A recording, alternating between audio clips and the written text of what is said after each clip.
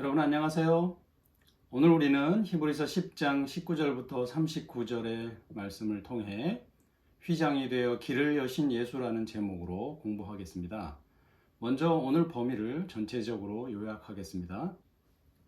우리는 예수의 피를 힘입어 성소에 들어갈 담력을 얻었다. 이는 우리의 마음의 변화를 이루는 새롭고 산 길이 되어 하나님께 나아가게 했다. 진리를 아는 지식을 받은 후 짐짓 죄를 범하게 되면 하나님의 아들과 성령을 잃어버려 다시 속죄하는 제사가 없고 심판에 처할 것이다. 우리가 진리를 인해 고난당할 때 더 낮고 영구한 산업을 보고 담대함과 인내를 버리지 말아야 한다. 왜냐하면 잠시 잠깐 후면 오시리가 오시기 때문이다. 우리는 구원함에 이르는 믿음을 가진 이들이다. 2001년 1월 26일 연날과 다름없는 아르바이트를 마치고 기숙사로 돌아가기 위해 시노쿠보역을 들어선 청년 이수현. 전철을 기다리던 중 술에 취한 일본인이 선로로 추락하는 것을 본 그는 주저하지 않고 선로로 뛰어듭니다. 근처에 있던 또 다른 일본인 역시 취객을 구하기 위해 선로로 뛰어들어 구조를 도왔지만 빠르게 진입하던 열차를 미처 피하지 못한 세 사람은 그렇게 세상을 떠나게 됩니다. 그의 숭고한 희생으로 2000년대 초반 반항 감정이 심했던 일본의 분위기 역시 큰 변화를 맞게 됩니다. 한국인 유학생이 낯선 일본인을 구하려다 목숨을 잃었다는 소식이 일본 국민에게 깊은 울림을 전한 것이었습니다.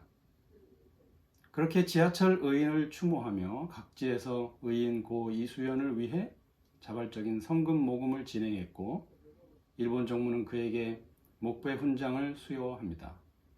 또 그의 의로운 이야기를 담은 음악, 영화, 다큐멘터리가 제작되기도 했습니다.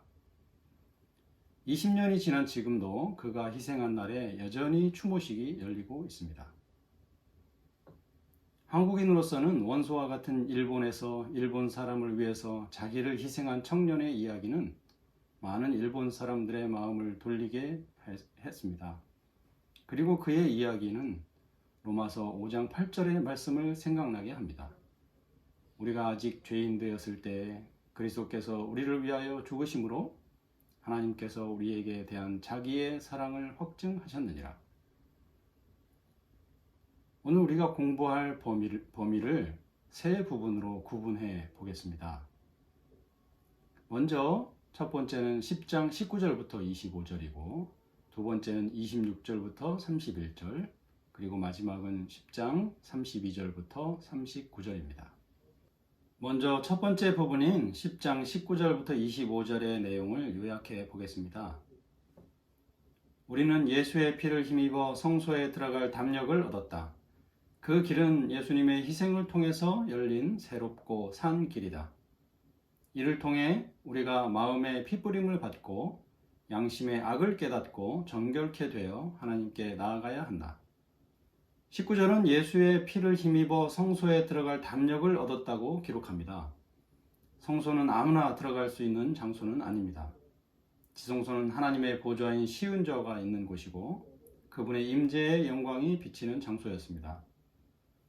그래서 죄인의 접근이 불가능한 장소였고 오직 제사장이 대속적 봉사만이 죄인의 죄를 씻게 하였습니다. 그 이유는 하나님의 임재의 영광 앞에 죄인이 견딜 수 없었기 때문입니다. 그러나 원래 사람이 하나님 앞에 설 수 없는 존재는 아니었습니다.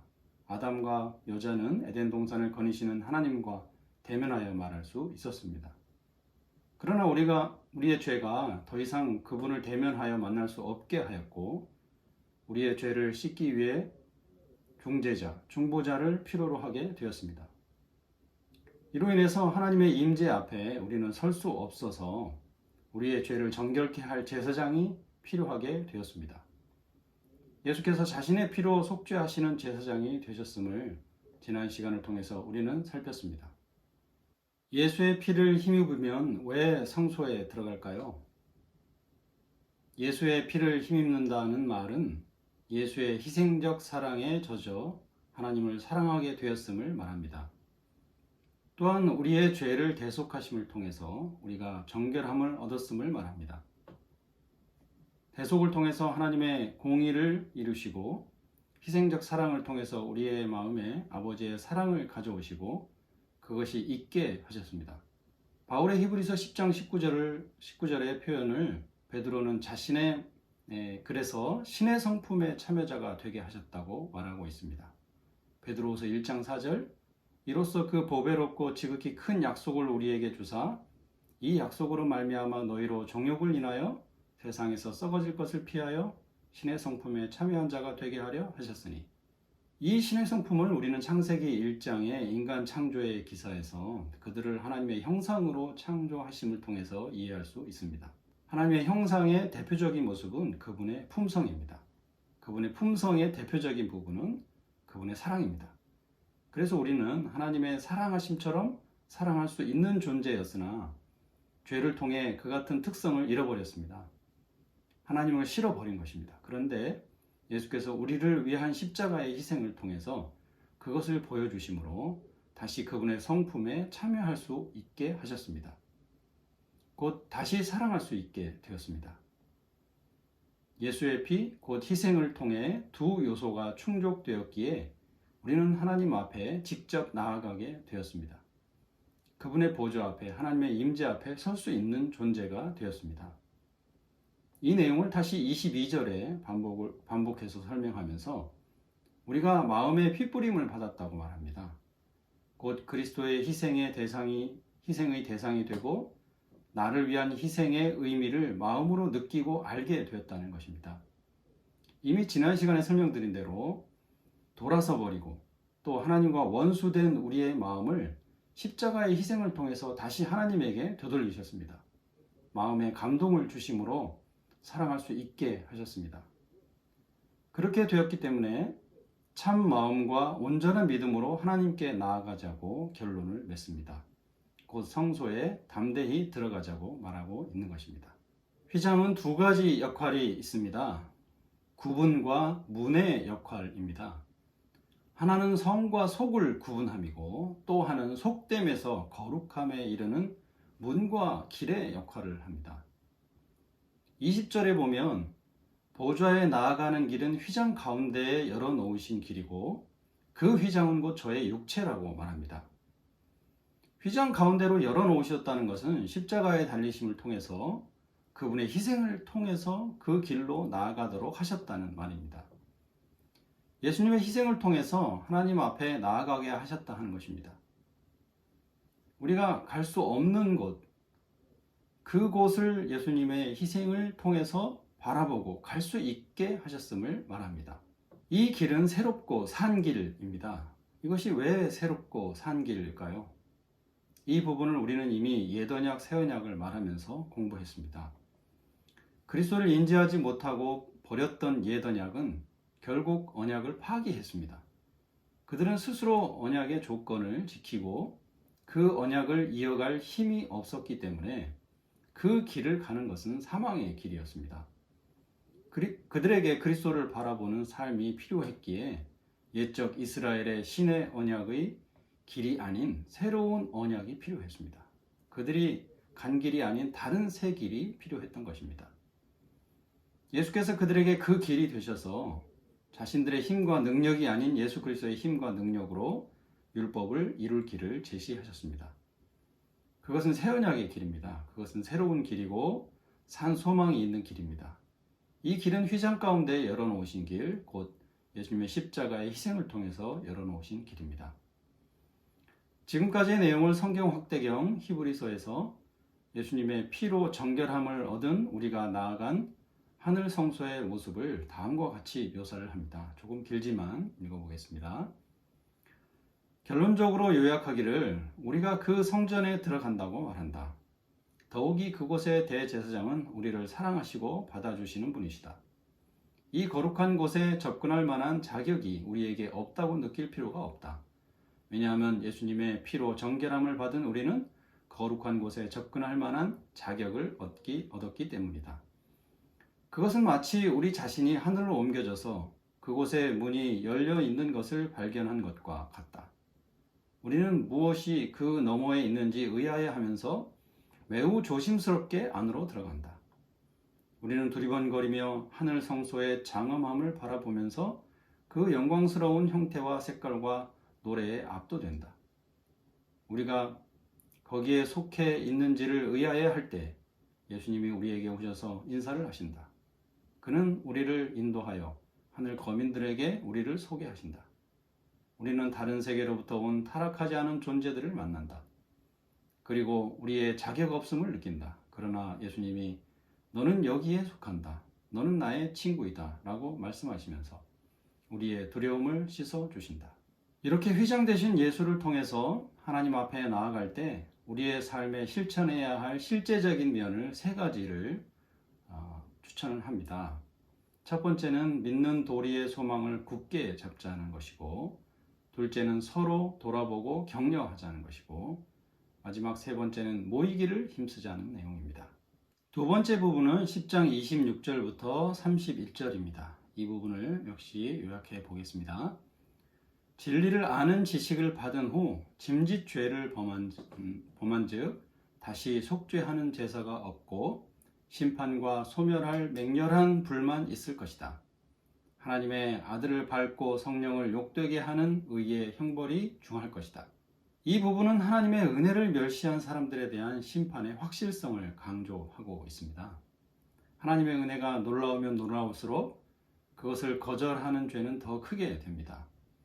하늘에 있게 될 사람은 누구든지 오로지 예수님의 희생 때문에 거기 있게 될 것이며, 예수님과 그의 십자가를 거절하는 사람은 아무도 거기 있지 못할 것임을 이야기합니다. 심판에 처한 사람들은 짐짓 죄를 범한 사람들입니다. 공개적이고 고의적인 죄에 처해 있어 그것을 벗어날 기회가 주어졌음에도 여전히 그곳을 거처로 삼았던 이들은 심판에 처하게 된다는 것입니다. 하늘 심판의 공의가 한층 더 엄격하고 확실할 것임을 모세법이 공의와 비교해서 설명하므로 짐짓 범한 죄에 대한 경고를 하고 있습니다. 여기서 짐짓이라는 말을 아까 설명을 드린 대로 고의로 또 연속해서 범한 것이라고 할 수 있겠습니다. 자, 이제 마지막 10장 32절부터 39절의 내용을 보겠습니다. 또 역시 이 부분도 먼저 요약을 합니다. 비단에서 생애함으로 고난을 당하는 것은 더 낫고 영구한 산업이 있는 줄을 알기 때문이다. 그러므로 우리의 담대함을 버리지 말아야 한다. 우리에게 인내가 필요함은 잠시 잠깐이면 오시리가 오시리니 오직 의인은 믿음으로 말미암아 살리라는 약속이 주어졌기 때문이다. 우리는 구원함에 이르는 믿음을 가진 이들이다. 여기서 바울은 그리스도인이라는 이름 때문에 받는 고난을 이야기하고 있습니다. 그리스도의 길을 걸어감으로써 그들은 하나님이 약속하시고 예수께서 확증하신 영원한 축복을 받을 것입니다. 그러나 이 싸움은 32절의 표현대로 고난의 큰 싸움입니다. 이 고난에 참여함으로 사람에게 구경거리가 되고 옥에 갇히거나 소유를 빼앗기는 일을 당했습니다. 이런 환란은 초대 기독교 박해 시절의 이야기이기도 하지만 역사적으로 수없이 되풀이되었고 역사의 마지막 백성에게도 예견된 모습입니다. 이러한 환란을 앞에 두고 있는 모든 시대의 그리스도인들에게 담대함과 인내에 대해서 바울은 언급합니다. 그 담대함과 인내가 어디에서 오는가? 그것은 주어진 임재하심의 약속에서 옵니다. 하박국의 예언대로 잠시 잠깐 후면 오시리가 오실 것입니다. 그리스도의 초림이 어떤 이들에게는 오랜 기다림이었지만 그 약속은 반드시 성취되었습니다. 그 성취를 멀리서 바라보던 구약의 성경의 신실한 모든 의인은 믿음으로 살았습니다. 사도의 권면은 여전히 우리 시대에도 동일합니다. 하나님의 시간표는 정확합니다. 성경에 기록된 모든 믿는 자들은 그것을 경험하고 믿음을 소유했습니다. 그리스도의 임재에 대한 약속이 그들에게 정확한 시간표에 의한 확실한 성취를 보장했다면 우리 시대에도 동일합니다. 모든 시대에 주님의 오심을 기다렸던 이들이 믿음을 가지고 그 믿음을 통하여서 그들의 기다림을 이어갔다면 우리는 비록 성취가 더딜지라도 담대함과 인내로 우리의 믿음을 높일 수 있게 될 것입니다. 이제 다음 시간은 그 믿음이 어떻게 모든 부조들과 선지자들의 삶에 작용했는지 보고 무엇이 그들의 믿음의 핵심인지 11장을 통해서 어떻게 설명하는지 보게 될 것입니다. 지체되는 것 같은 주님의 오심의 모습이 우리의 변함없는 담대함과 인내를 통해서 여전히 세워지는 삶을 살았으면 좋겠습니다. 결코 물러설 수 없는 이 고난의 시기에 우리의 담대함과 인내와 믿음이 변함없이 또한 이어졌으면 좋겠습니다. 감사합니다.